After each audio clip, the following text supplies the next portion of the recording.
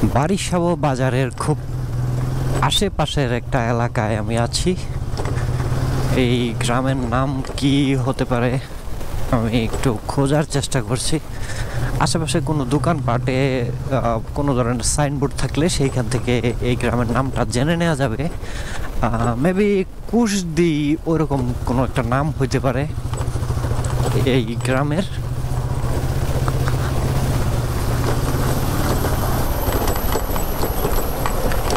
সামনে সম্ভবত ফকির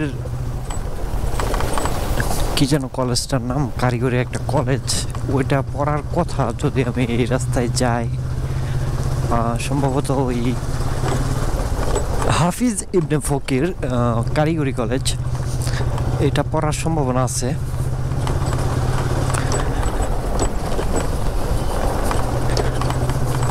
কাপাসিয়ার গ্রামগুলার অবস্থা বেশিরভাগই একই রকম।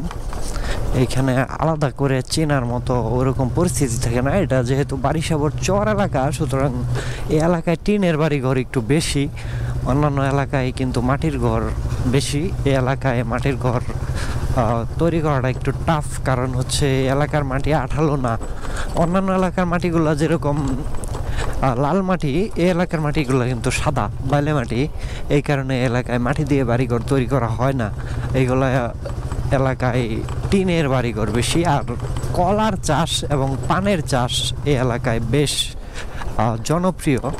কৃষিকাজের যেই ক্ষেত্র এলাকায়, সেগুলো বেশিরভাগই কলা পান এইসবের উপরেই নির্ভরশীল। পাশাপাশি ধানের ব্যাপক আবাদ হয় এই গ্রামগুলোতে। এইগুলা যেহেতু নদীর পাড়ের এলাকা, বারিশাব ইউনিয়ন কাপাসিয়ার এই বারিশাব ইউনিয়ন দিয়ে কিন্তু বয়ে গেছে ব্রহ্মপুত্র নদ।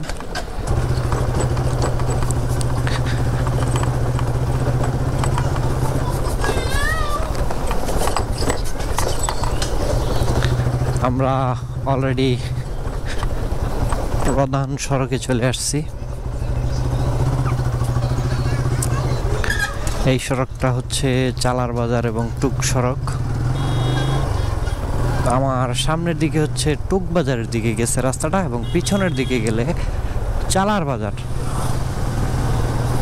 আর আমার হাতের বাম পাশে রয়েছে একটা পুকুর।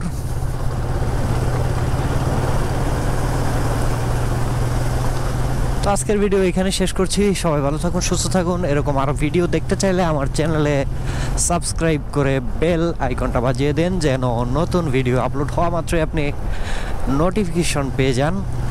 তো আজকের ভিডিও এই পর্যন্তই। সবাই ভালো থাকুন, সুস্থ থাকুন। ধন্যবাদ।